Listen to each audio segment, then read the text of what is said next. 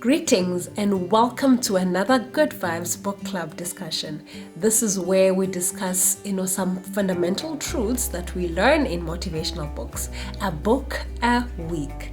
This week we are discussing the book The Crushing by T.D. Jakes. You can get your very own copy on Amazon. A link is shared in the description below. In this session, I share some of the messages that I gathered from reading the book The Crushing. T.D. Jakes begins his book by sharing how he found out that his daughter, Sarah Jakes, was pregnant at a tender age of 13.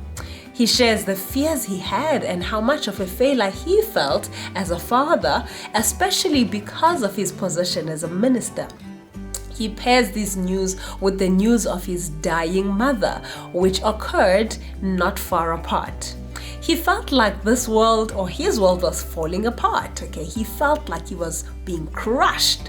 It is already comforting to learn that Pastor Sarah Jakes Roberts is now a profound pastor, wife, and inspirational woman. Her life bears testimony that a failure in one area of your life is enough grounds for God to perform wondrous works through your life if you believe. The Crushing is a Christian book, and what other people describe as being or higher power or Allah is described in the book as God.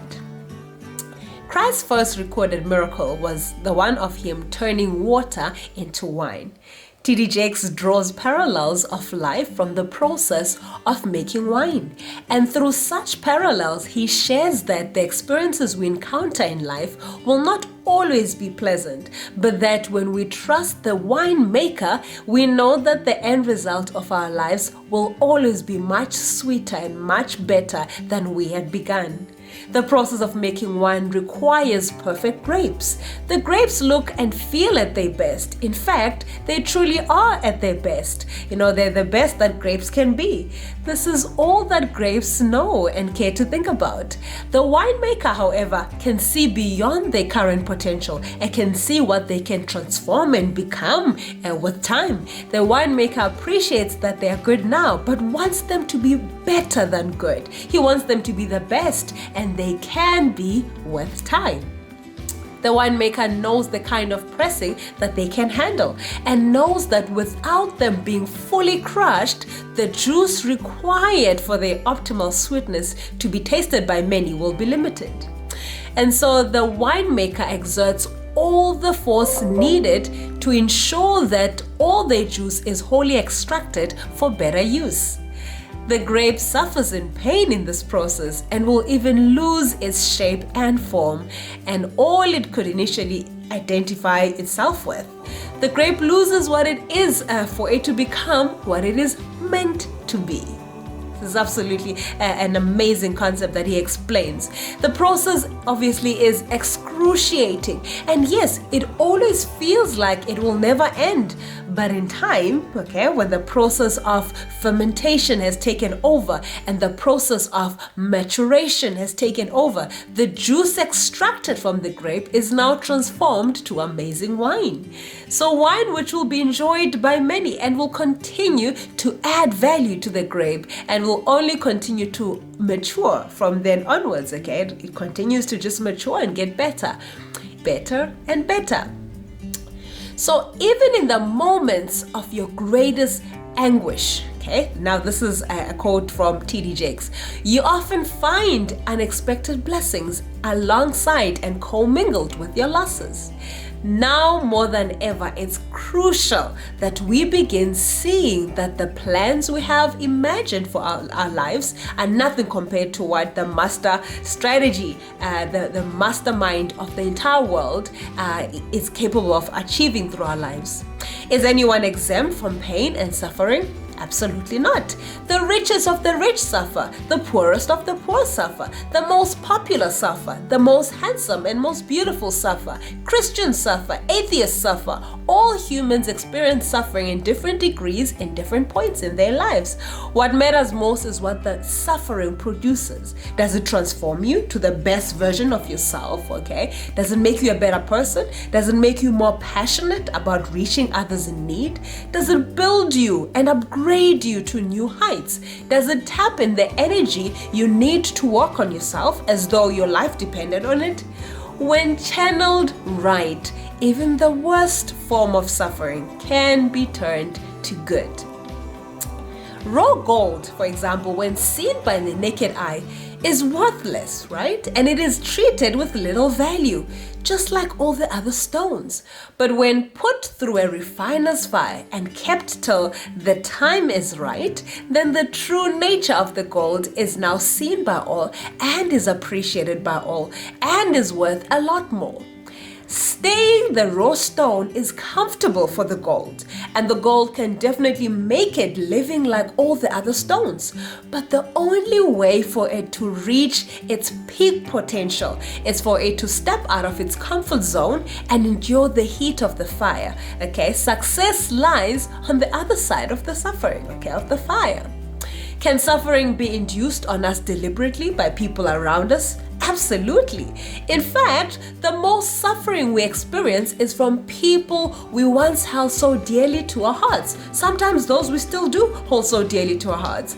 Joseph was sold by his brothers as a slave in Egypt. He endured the process of suffering and maintained principle regardless. And in Genesis 5 verse 20, he says, "You meant it for evil." Okay, but God meant it for good in order to bring it about as it is this day, that so many people may be saved.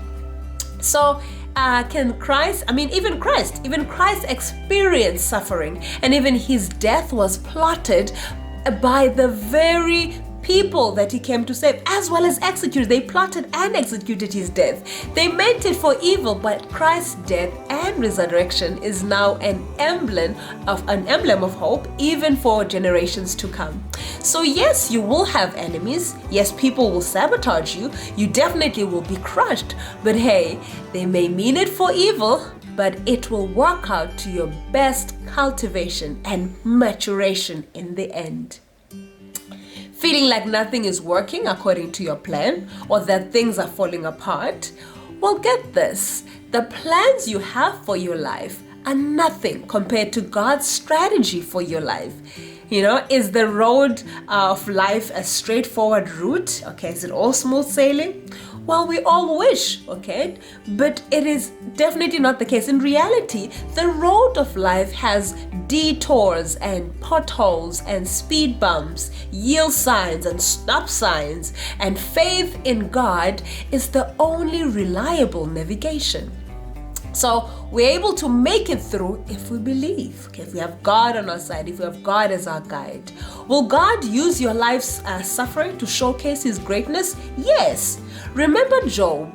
He suffered and endured, and God received exaltation through his continued obedience. Well, good news. No, actually, the best news ever is that it does not end in suffering, okay? Crushing is not the end. Weeping may endure for the night, but joy comes in the morning. There is light at the end of the tunnel, and though you don't see the light, you need to continue. Sometimes all it takes is for you to take another step, okay? One more step, a step at a time.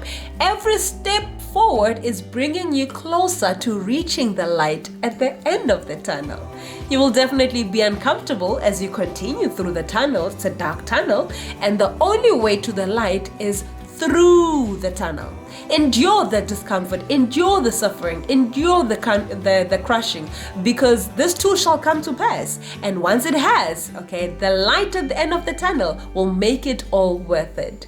So yes, this book is a sermon, I tell you, okay? These are some of the inspirational messages that I definitely received from this book. Okay, I will definitely love to hear what you gathered from this book, how your experience reading this book was like. Okay, do share your experiences in the comment section below. Okay, next week we are discussing the book The Richest Man in Babylon by George Clason. Okay, your recommendations for a book to discuss as well are highly encouraged to share those as well. So thank you for sticking around. We'll meet again in the next video next week. Okay, remember, a book each and every week. Have a good one. Take care.